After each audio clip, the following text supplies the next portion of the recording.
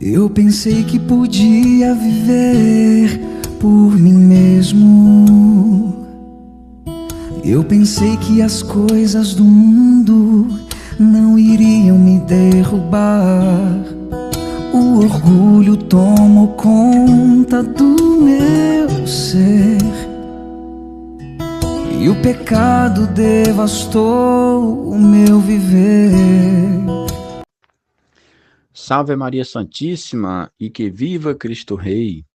A devoção a Maria, feita de amor e de imitação, é indício seguro de grande santidade. Beata Maria Cândida da Eucaristia. Amados irmãos e irmãs, paz e bem, que alegria mais uma vez estarmos aqui para meditarmos a palavra do Senhor neste dia 7 de março de 2026. Sou Pedro Marques, da PMC Católica, e venho te convidar para meditarmos este Evangelho. Mas antes de proclamarmos, vamos se inscrever no nosso canal, ative o sininho das notificações, e assim vamos trilhar esse caminho, meditando a palavra do Senhor a cada dia. Em nome do Pai, e do Filho, e do Espírito Santo. Amém. Lucas capítulo 15, versículos do 1 ao 3 e do 11 ao 32. O Senhor esteja conosco, Ele está no meio de nós. Proclamação do Evangelho de Jesus Cristo, segundo Lucas. Glória a vós, Senhor. Naquele tempo, os publicanos e pecadores aproximaram-se de Jesus para o escutar. Os fariseus, porém, e os mestres da lei criticavam Jesus. Este homem acolhe os pecadores e faz refeição com eles. Então Jesus contou-lhes esta parábola. Um homem tinha 2 filhos. O filho mais novo disse ao pai: Pai, dai-me a parte da herança que me cabe. E o pai dividiu os bens entre eles. Poucos dias depois, o filho mais novo juntou o que era seu e partiu para um lugar distante. E ali esbanjou tudo numa vida desenfreada. Quando tinha gasto tudo o que possuía, houve uma grande fome naquela região e ele começou a passar necessidade. Então foi pedir trabalho a um homem do lugar, que o mandou para o seu campo cuidar dos porcos. O rapaz queria matar a fome com a comida que os porcos comiam, mas nem isso lhe davam.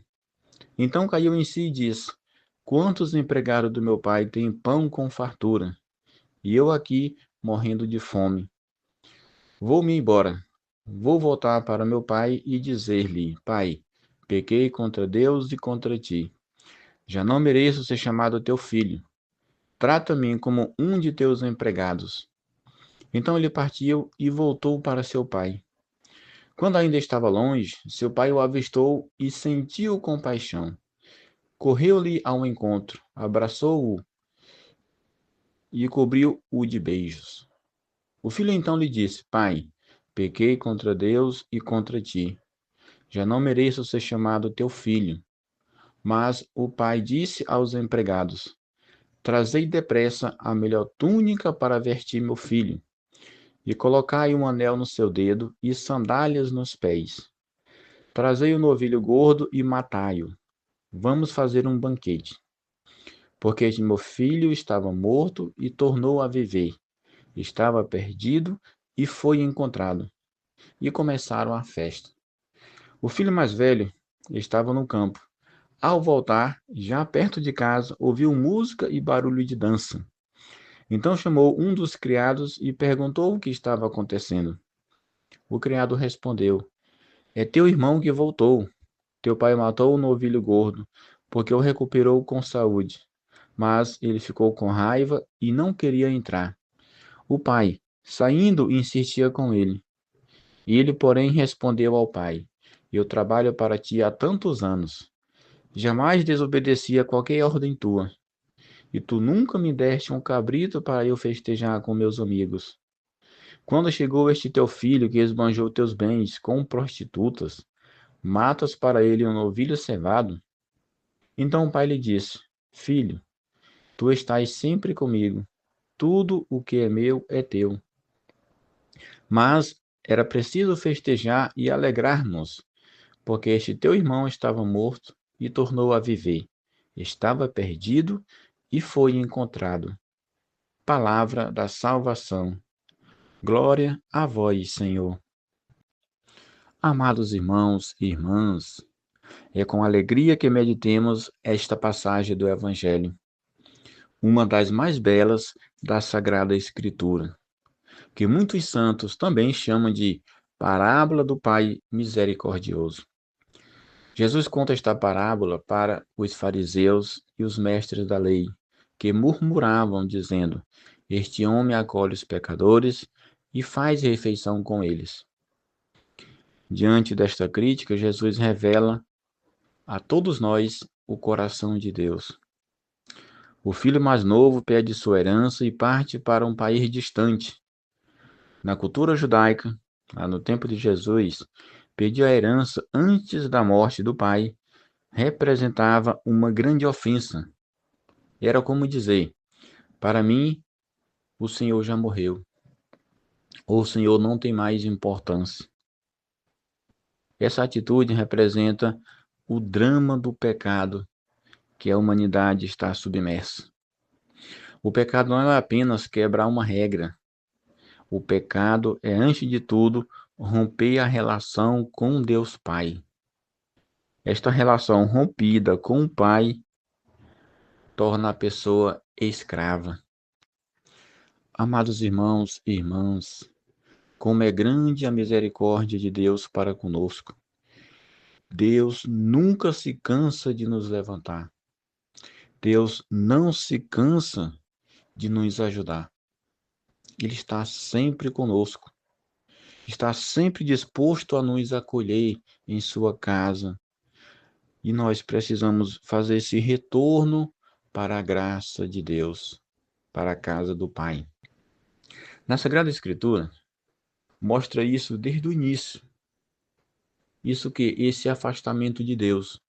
No livro do Gênesis, Adão e Eva também se afastaram de Deus. O pecado sempre gera perda da dignidade, escravidão e miséria espiritual. No Antigo Testamento, nós encontramos inúmeras passagens onde vai relatar esse afastamento de Deus. Jonas, quando foi enviado a Nínive para pregar a conversão, aquele povo também tinha se afastado de Deus.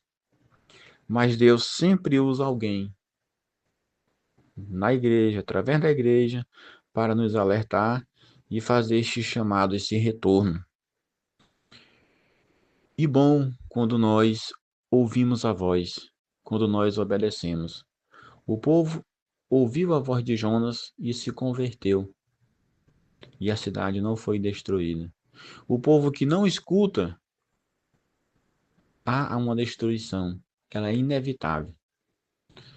Quando nos decidimos por Deus, aproveitemos a misericórdia e entramos na graça, somos preservados, santificados e salvos.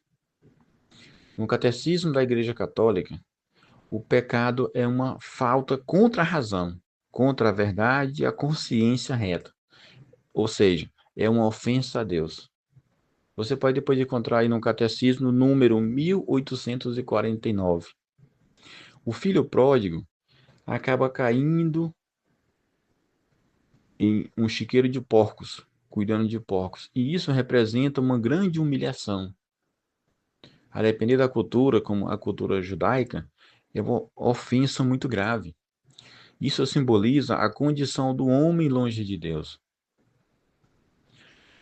O Evangelho diz algo fundamental que nós precisamos cair em si. Caindo em si, o jovem disse: preciso voltar para a casa do meu pai, ser tratado apenas como um de seus empregados. O filho, ele reconhece a sua miséria. Ele decide voltar para o pai. E aqui, meus irmãos, até como um desabafo, tantas pessoas que a gente escuta dizer que não precisa da igreja. É melhor rezar em casa, porque na igreja muitas pessoas que mesmo indo, mesmo rezando, em casa não são um bom exemplo, e elas terminam não indo, com o pressuposto que se fulano participa, se fulano frequenta e não é um exemplo, ele prefere não ir. Aqui, esse convite é primeiramente para a gente reconhecer o pecado, arrepender-se e voltar para Deus. Isso corresponde exatamente ao que a igreja ensina sobre o sacramento da confissão. Encontramos no Catecismo, no número 1427, o movimento de retorno a Deus, chamado a conversão e arrependimento. E nós estamos nesse tempo propício, tempo em que muitas vezes este evangelho é proclamado. É exatamente este tempo, este kairos, que nós precisamos voltar ao Pai e reconhecer que esta relação entre eu e Deus, ela precisa ser a cada dia fortalecida, independentemente do exemplo que as pessoas estão dando, independente da forma com que as pessoas estão vivendo. Eu preciso, melhorar esta minha relação com o Pai. Eu preciso, na minha vida, fazer este retorno à casa do Pai. O coração do Pai das misericórdias, cabe todos nós. Talvez o momento mais emocionante da parábola seja este. Quando ainda estava longe, seu pai o viu, encheu-se de compaixão, correu ao seu encontro. Olha esse movimento que o pai faz quando nos vê arrependidos. Ele avista ao longe. O pai vê, o pai tem compaixão, o pai corre. O pai ele não espera, o pai corre. É esse detalhe que a gente precisa. Na cultura da época, um pai jamais correria. Então, a ação de Deus, ela rompe o silêncio. Ela é extraordinária. Mas aqui Jesus mostra algo também muito forte. Deus corre ao encontro do pecador arrependido. Esse pecador sou eu. Esse pecador é você. E na igreja, Deus oferece todas as ferramentas para que nós aproveitemos desta misericórdia. A Eucaristia, a confissão, a unção dos enfermos e o sacramento do serviço, que nos coloca aptos a dar uma resposta de amor.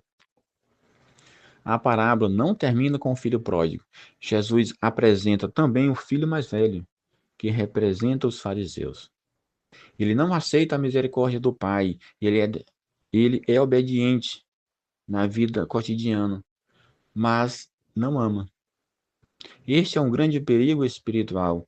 Estar na igreja, cumprir regras, mas ter um coração duro e fechado, isso dificulta a ação da misericórdia de Deus. O Papa Francisco recordou muitas vezes: a igreja não é uma alfândega que controla, mas a casa do Pai que acolhe. O cristão verdadeiro deve alegrar-se com a conversão dos pecadores. Há inúmeras passagens na Bíblia que a gente encontra isso. Se o pastor tem 100 ovelhas e uma se perde, ele deixa as 99 em segurança e vai atrás daquela que se perdeu, até encontrar. E quando a encontra, ele faz festa, ele acolhe, ele bota nos ombros e leva para casa. Esta parábola também nos coloca diante de uma pergunta fundamental para a nossa vida. Com qual personagem parecemos mais? O filho mais novo, quando nos afastamos de Deus? O filho mais velho, quando julgamos os outros? Amados irmãos e irmãs, peçamos a graça de permanecer sempre na presença misericordiosa de Deus. Concluamos esta meditação com esta pequena reflexão.